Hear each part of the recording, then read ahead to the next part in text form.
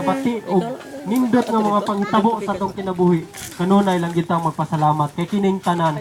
Dili lamang sa nindot ang magpasalamat, abi kay nindot aduna kay nadakadaog ba karon unsa diya. Magpasalamat ka sa Ginoo pero adunay kalistanan mahampak nimo. Imo nang kuanon ang Ginoo kana dili. Kay ang Ginoo maayo sa tanang panahon. Mo day nga ug na adunay mga kaayuhan nga maabot sa atong kinabuhi. Ug aduna sa mga daotan nga maabot sa atong kinabuhi, ato ka nang pasalamatang tanan. Kay kana tanan binuhat na sa Ginoo, plano na sa Ginoo. Basta aduna lang gi Ginoo nga imong kuptan diha. Dili mo bu ang kamot sa Ginoo aron pagluwas ka natong tanan. Ako gani sus kaingon gyud ko nga wala nay paglaom. Pero ang Ginoo niingon, ayaw anak, barog paning kamot pagampo aron dili ka madaog sa panulay. Kaya ang tanan iya sa kangit-ngit pagamanduan kana pinagi ni Hesus, sa ngalan ni Hesus mawala di ka ng tanan. Una karon ako nalipay na aduna na kahayag sa akong kunahuna paglaom nga gikuptan diha sa akong Ginoo sa akong gituhuan nga buhi nga Dios. Kining tanan dili kinay mahimong walay hinungdan kining tanan aduna gi mga maayong grasya sa umaabot. O dinhi na lang ko kutob mga kong salamat sa inyong mga paminaw dinhi kanako nga unta nakatisok og maayong pagtulun-an diya sa inyong unahon kasing-kasing. Bisan pa man sa akong kayano, dili gini akong kinaugalingong buhat, kun dili iya kani sa Espiritu Santo. Og dagang salamat kaniyo sa maka usapa og ibalik ko kamo sa akong brother Louie. Atong pakpakan atong buhi nga Dios. Salamat, salamat. God, hallelujah. Dalaygon ang Dios. Dalaygon ang Dios ug gamahan sa atong Ginoong Jesucristo nga bisan pa man dining dapita, gani dining dapita minus ra gyud ang mga tawo nga nibarog gyud diha sa ebanghelyo sa Ginoo. Kay tungod sa kanang atong mga kawalan-on, kay tungod ang atong kaugalingon, kadayon natin i-google aron sa atong panginahanglan mana nga ang Ginoo usab naglisod siya sa kanang paglihok sa kasing-kasing ug sa kinabuhi sa tao. Gani dakong grasya sa Dios nga ang Ginoo usab kanang nagbag-o sa akong kinabuhi nga pinaagi nini nga paagi susama nini nga paagi adunay mga tawo nga nagsangyaw sa maayong balita ug gani sa diyang gipaubos nako ang akong kasing-kasing ngadto kanila sa tinud-anay lang gidawat nako si Ginoong Hesus nga akong Ginoo manuluwas ug mao ko toy sinugdanan nga nahatagan og kabag-uhan ang akong kinabuhi. Gani kaniadto nangandoy ko nga musikat ko pag-ayo, nangandoy ko nga madato ko sa unahan apan sa dihang nakabaton kog relasyon sa Ginoo. Nakaingon ko sa akong kaugalingon nga ang tinuod ay nga bahandi mao nga makabaton ang tao og relasyon sa Ginoo. O kanang tanan pinaagi na sa pagtuo nato siyang bugtong anak nga si Jesucristo. Amen. Sa ato pa nga diha magsugod ang kabag-uhan sa atong kinabuhi. Diya magsugod nga makakat-on natas atong kaugalingon sa pagkinabuhi sa Ginoo kung ato lang ipaubos ang atong kasing-kasing. Diya sa kasulatan sa Mateo 7:24 nagingon ang pulong sa Ginoo nga adunay duha ka klase ka tawo dining kalibutana. Ang usa ka tawo maalamon siya ug ang usa ka tawo buang-buang. Gani ang usa ka tawo nga maalamon nagtukod siya siyang panimalay ngadto sa ibabaw sa bato. O gani gipayluna niya daplin sa sapa o gipatong niya sa bato ang iyang panimalay.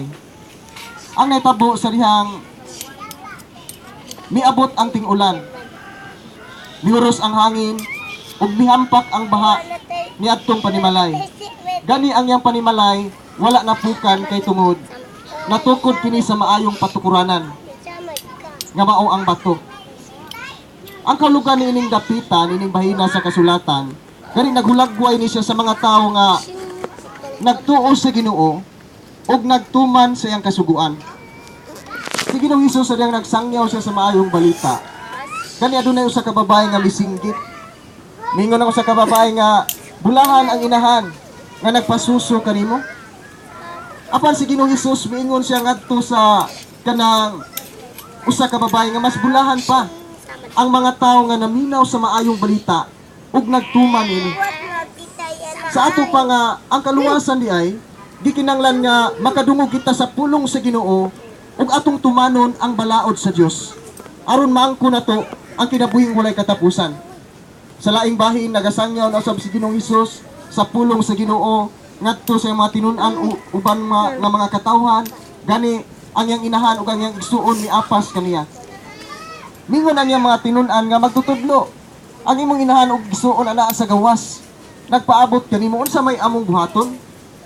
Mitubag si Ginoong Hesukristo nga ang tinud-anay nakong inahan ug mga igsuon kining mga tawo nga naminaw sa maayong balita ug nagtuman nini. Sa ato pa nga klaro kay sa kasulatan nga ang tinud-anay niyang mga anak katong mga tawo nga adunay paghago sa siyang gingharian. Katong mga tawo nga kanunay nangandoy nga makadungog sila sa pulong sa Ginoo. Katong mga tawo nga adunay pagpaningkamot sa Ginoo sa paggugol sa ilang kaugalingon sa bulhaton sa Dios. Mao kanay kamatuoran nga mas bulahan ang mga tawo nga naminaw ug nagtuman sa maayong balita. Ug ang usa ka tawo nga diin buang-buang mao katong tawo nga diin igo lang siya nga naminaw sa pulong sa Ginoo. Apan wala siya nagtuman sa kasuguan sa Dios. Gani ang natabo nga iyang gitarok ang iyang panimalay diha sa balas. Ug natabo nga miabot ang dakong bunog sa uwan. Ug mihuros ang hangin. Ug mihampak ang baha niadtong balaya ug grabe ang pagkagunob siyang balay. Mao katong mga tawo nga igo lang naminaw sa pulong sa Ginoo. Malipayon silang nakadungog sa pulong sa Dios apan sa panahon sa pagsulay mibiya sila sa pagtuman sa kasuguan sa Ginoo. Ganahan silang magkinabuhi sa kalibutan. Gani aduna sila'y pangandoy nga madato sila sa unahan. Aduna sila'y pagpaningkamot, pag-ayo silang kaugalingon. Gani wala sila nasayod kanusa matapos ang ilang kinabuhi. Mao kanang mga tawhana. Mao kanang mga tao nga nilalang gitukod ang ilang panimalay diha sa daplin sa balas. Apan si Ginoong Hesus gusto gyud niya nga kitang tanan masayod gyud sa iyang kasuguan.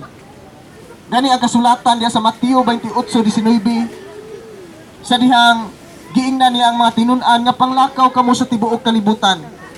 Ug isangyaw ninyo ang maayong balita ug himuan ninyo ang akong mga katawhan nga akong mga tinun-an. Buot sa Ginoo nga ang matag usa kanato mamahimong angayan sa iyang pananaw. Mamahimong galamiton sa Ginoo. Mamahimong alagad sa Dios. Mahimong mga tao nga diin mo barog sa pagtuo sa Ginoo. Buot sa Dios nga kanunay kitang mangandam sa atong kaugalingon. Kay susama sa duha ka tawo nga malamon og buang-buang. Adunay dakong pagsulay sa kinabuhi. Adunay mga struggle sa kaugalingon. Adunay mga bagyo, mga unos sa kinabuhi nga mihampak sa ilang kaugalingon. Ang kasulatan nagulagway siya sa bato nga mao si Kristo. Gani ang kasulatan nag-ingon nga si Ginoong Hesus mao ang bato nga sinalikway.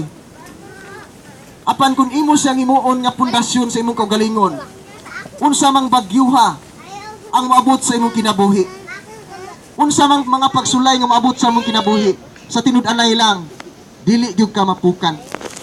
Amen. Dili gyud mapukan ang imong kinabuhi bisan pag unsay mga problema, unsay sitwasyon sa imong kinabuhi. Kaya ang kasulatan nag-ingon nga dili mubo ang kamot sa Dios sa pagtabang kanimo. Gani sa diyang naglawik si Ginoong Hesukristo diha sa sakayan, paingon sila ngadto sa Galilea, ang netabo nga miabot ang dakong unos ngadto sa kadagatan. Ug hapit na mga matay ang mga tinun-an, hapit na sila mga lumos. Si Ginoong Hesukristo natulog niya atong itabua. Gani giingnan nila magtutudlo nga magtutudlo, mga matay na kita. Apan mibarog si Ginoong Hesukristo. Mingon siya nga pagkawala ganyo'y pagtuo. Gani gipahunong ni Ginoong Hesus ang bagyo, pinaagi lang siyang pulong. Mausab diha sa atong kinabuhi. Kung naghihimo natong patukuranan sa atong kaugalingon si Ginoong Hesus, unsa may mga pagsulay, nga masinati sa atong kinabuhi. Si Ginoong Hesus mudupa siya sa atong kaugalingon.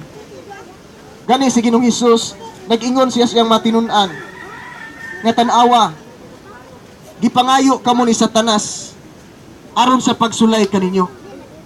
Apan ayaw kamo kabalaka. Kay ako mag-ampo sa akong amahan aron kamo mahatagan og kalig-on. Sa ato pa nga ang pagkabuhaton sa mga katawhan nga naa sa Ginoo, padayon lagi nilang ipunting ilang kasing-kasing ngadto sa atong Ginoong Hesus.